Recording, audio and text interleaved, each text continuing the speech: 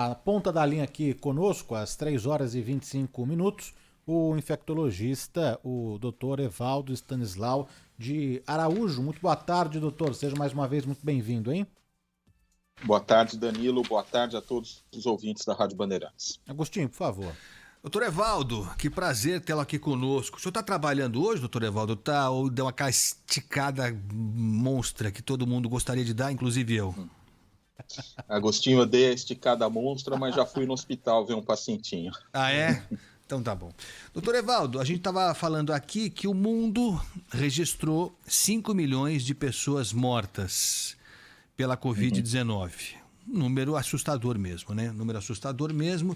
E aí, se a gente lembrar o comecinho dessa história, o senhor nos explicou isso desde o início, vem nos orientando passo a passo ao longo desse processo, que foi tortuoso, né? Ninguém sabia muito bem como lidar com isso. Mesmo assim, alguns lidaram melhor e outros lidaram bem pior.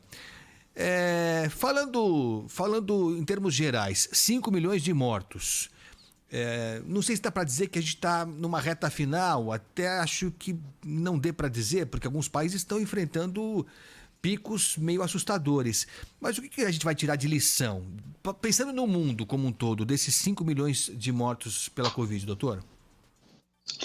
Olha, Agostinho, é difícil falar do ponto de vista de lições aprendidas com a Covid. Eu acho que nós que somos da ciência aprendemos demais. Teremos aí novas perspectivas, novas posturas.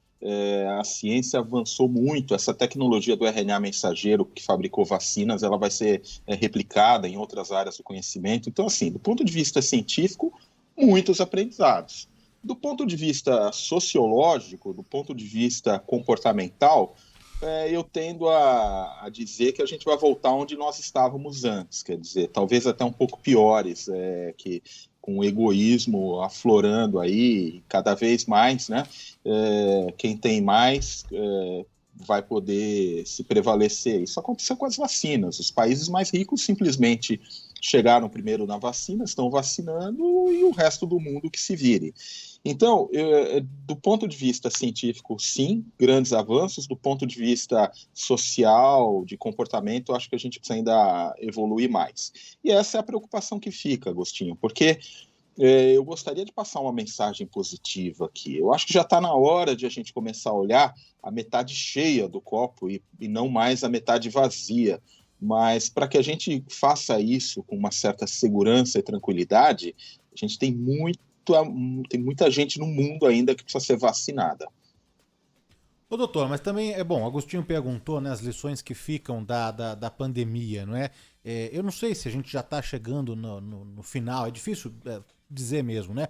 Mas enquanto o Brasil acompanha aí uma queda significativa nos índices de casos, óbitos também, internações por conta da Covid, por um outro lado a gente vê países, né, como a Romênia, a Letônia, o Reino Unido, a Rússia, registrando picos, né, de casos e de mortes por conta da Covid-19, né? A Organização Mundial da Saúde registrou aí, anunciou o primeiro aumento de contaminações a nível mundial desde agosto, né?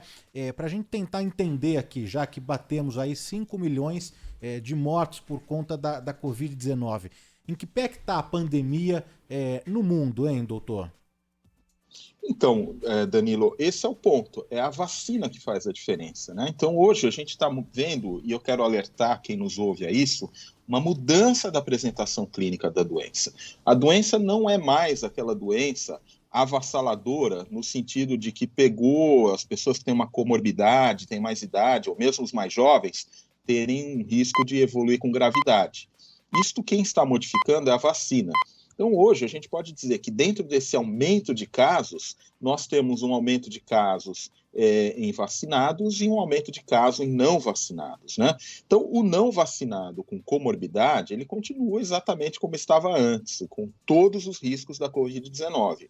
O que tomou vacina, quando a gente compara as curvas de internação e mortalidade, elas são desproporcionalmente menores, mas muito menores. Então, esse aumento de casos em países que vacinaram bastante, como a Inglaterra, eles não cursam com o mesmo impacto de mortalidade e internações, mas você vê um aumento de casos. Em países que você vacina pouco, ou em regiões onde você vacina pouco, você continua vendo a Covid que a gente conhecia. Então, as pessoas precisam começar a entender que esse vírus ele vai ficar entre nós. A apresentação clínica da doença está se modificando para uma doença com menos sintomas, ou sintomas às vezes muito frustros, e que para isso a gente precisa fazer diagnóstico diferencial. Um dos aprendizados, voltando para a pergunta anterior, que tem que ficar, é que qualquer um de nós que for um médico e que ele falar isso é uma gripe, é um resfriado, deve ficar bravo. E minimamente a gente tem que fazer os testes para os vírus que a gente já conhece, para saber qual é o vírus, qual é a doença e quais as medidas de proteção ao próximo que a gente precisa adotar. Então, a situação global hoje, Danilo, ela é de muita desigualdade. Onde você não tem vacina, a doença continua grave, continua matando. Onde você tem vacina, a doença cresce, sobretudo porque as pessoas não estão usando as medidas não farmacológicas de proteção e o vírus ainda se transmite entre os vacinados, mas ela perdeu a sua letalidade, ela perdeu a sua gravidade, o que eu acho que é um fato a ser louvado, porque mostra que a vacina cumpre o seu papel, que é exatamente esse, preservação da vida. É isso. E aí, falando do copo meio cheio, como o senhor citou, doutor Evaldo, se há uma coisa que a gente tem que reconhecer é que o povo brasileiro, na sua ampla maioria, foi se vacinar. Né? Acho que os números mostram isso, apesar dos discursos que vieram até de autoridades importantes, do próprio presidente e tal, que não se vacinou até hoje, né? Parece incrível, mas é verdade. Mas assim, acho que essa reação, o posicionamento do brasileiro em favor da vacina ficou claríssimo, né, doutor?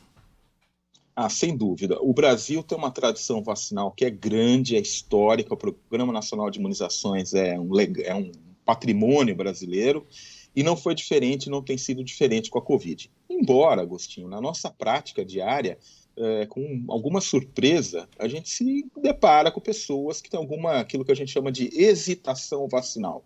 A pessoa não quer se vacinar por alguma razão. Então é sempre importante a gente enfatizar que hoje no mundo já são bilhões de vacinados e não há relato de nada diferente. Esses bilhões de vacinados, eles estão vivendo, estão eventualmente se infectando, mas sem gravidade, é isso que a gente tem que olhar. Existem situações desagradáveis, efeitos adversos com as vacinas? Sem dúvida, com qualquer vacina isso acontece. Mas as pessoas têm que entender que o risco de você ter um evento adverso vacinal ele é muito, mas muito menor do risco de você ter Covid. E só está protegido quem toma 2 doses da vacina e as pessoas que já se encontram no momento de fazer a dose de reforço, que tomem o seu reforço.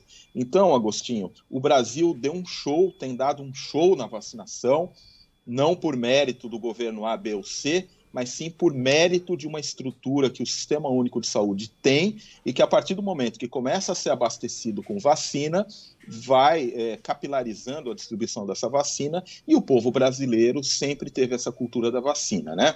Agora, é também importante dizer para quem já se vacinou que a vacina não é um salvo-conduto para você sair fazendo tudo o que você quer fazer. De novo, eventualmente vacinados podem se infectar, podem transmitir e excepcional, mas acontece de ter uma forma grave. Então, mesmo você vacinado, tenha cautela, pense se determinada atividade ela é realmente essencial, se você precisa ir ou não ir, e na dúvida coloque máscara. Doutor, eu estava conversando com o Agostinho, né, antes de começar o programa, que eu voltei, não é, a frequentar alguns espaços, como o teatro, por exemplo, né, depois de ficar realmente em isolamento desde março do ano passado. E quando eu voltei, é evidente que de máscara, com álcool em gel, e ainda existia aquele distanciamento entre as poltronas, o que já caiu, né? Foi derrubado mesmo esse distanciamento, né? Em espaços como teatro, cinema e outros lugares, né? E após quase 600 dias, o estado de São Paulo encerra, né, nesta segunda-feira, hoje, 1º de novembro, as últimas restrições aí de público, de eventos também que foram impostos durante a pandemia, não é? Então a limitação de circulação de pessoas em determinados espaços, entre outras medidas, não é? É o momento mesmo de flexibilizar, A gente vê outros estados, né, Agostinho? Acho que Rio de Janeiro, né, que já derrubou o uso de máscara em ambientes abertos. A gente vê a reportagem também no Rio de Janeiro já entrando sem o uso da máscara. É o momento mesmo de flexibilizar. Em algum momento a gente precisa começar a voltar a algo perto do normal, porque a gente lembra, né, doutor, que países como a Austrália e a Nova Zelândia que tentaram implementar a erradicação da Covid, não é? Construindo o que foi chamado de fortaleza australiana, não é? Que um caso detectado já fechava tudo, colocava todo mundo em lockdown, e isso se mostrou, enfim, uma estratégia depois que eles até começaram a rever. É o momento de flexibilizar agora, doutor, da gente começar a voltar um pouco parecido com o normal? Então, Danilo, para responder essa pergunta, a gente tem que entender um princípio básico das doenças infecciosas. Você só vai transmitir uma doença infecciosa se o agente infeccioso estiver presente e, do outro lado, você tiver uma pessoa suscetível a essa infecção. Qual é a realidade do Brasil hoje? Com o crescimento da vacinação, os suscetíveis à infecção, eles diminuíram muito. O infectado, como eu disse, poderá se infectar, mas em menor proporção. Então, de um lado, a gente subiu a proteção contra a infecção. E o agente infeccioso? O agente infeccioso, ele está presente. Nós temos aí os dados diários mostrando que ainda estamos na casa aí dos milhares de novos casos notificados todo dia, mas quando a gente coloca isso em coeficiente de transmissão, o que a gente percebe é que a transmissão comunitária no Brasil hoje, ela está num nível muito baixo, de acordo com o patamar e as diretrizes da Organização Mundial da Saúde. Então, evidentemente que a gente tem que fazer essa conta para cada cidade, para cada região, para cada estado e para o Brasil como um todo, mas, de uma maneira geral, a transmissão comunitária do vírus está baixa. E o que isso significa, então? Se eu preciso ter o agente de um lado, se eu preciso ter o suscetível do outro, e eu protegi o suscetível com vacina e diminuir o agente com a baixa transmissão comunitária do vírus hoje, significa que eu estou, sim, no momento favorável. Aí, a segunda pergunta é, isso é para sempre? Não, isso vai depender do que nós fizermos. Então, por exemplo, se eu olhar do Brasil para fora e eu olhar que vários países ainda não vacinaram suficientemente, que podemos ter uma variante surgindo, então significa que nós temos que fazer muita vigilância para ver se esses indicadores continuam. Significa dizer que eu posso aglomerar à vontade, sem máscara? Também não. Os ambientes internos, e grande parte dos erros desses países que você citou, foi que liberaram máscara nos ambientes internos, também não pode, porque essa transmissão comunitária pequena não é zero, então ela perpetua a circulação do vírus. E a mesma coisa vale para os ambientes abertos com aglomeração, como, por exemplo, um ponto de ônibus, como, por exemplo, uma rua de comércio popular muito cheia. Então, Danilo, é sim o momento de a gente já procurar um pouco de, digamos, normalidade. Mas eu quero fazer aqui uma reflexão. A máscara não incomoda tanto assim. Então, vai caber às pessoas a ter a responsabilidade.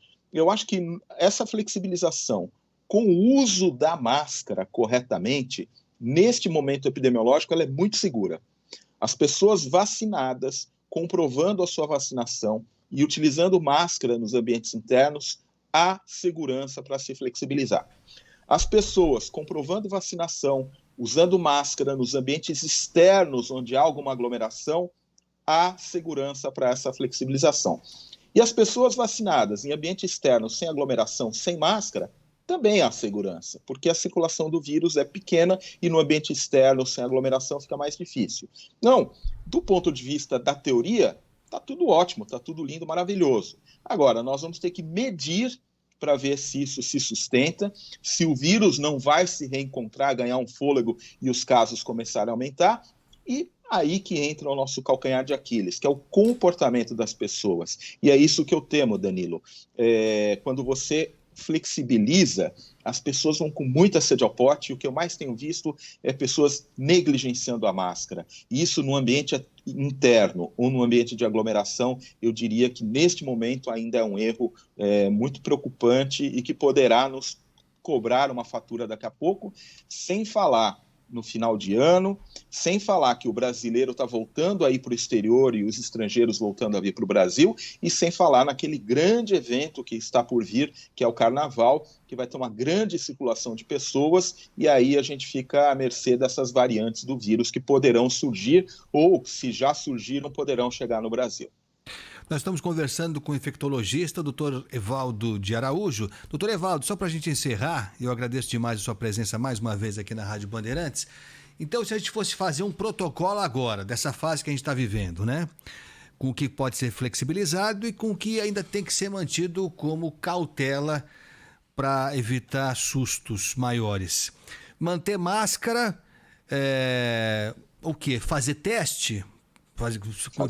Fazer teste. E eu estava lendo agora aqui, tem muita gente discutindo, aliás, tem uma notícia aqui na Band News TV, sobre a exigência ou não do passaporte de vacina e a possibilidade de você demitir funcionário público que eventualmente não queira se vacinar.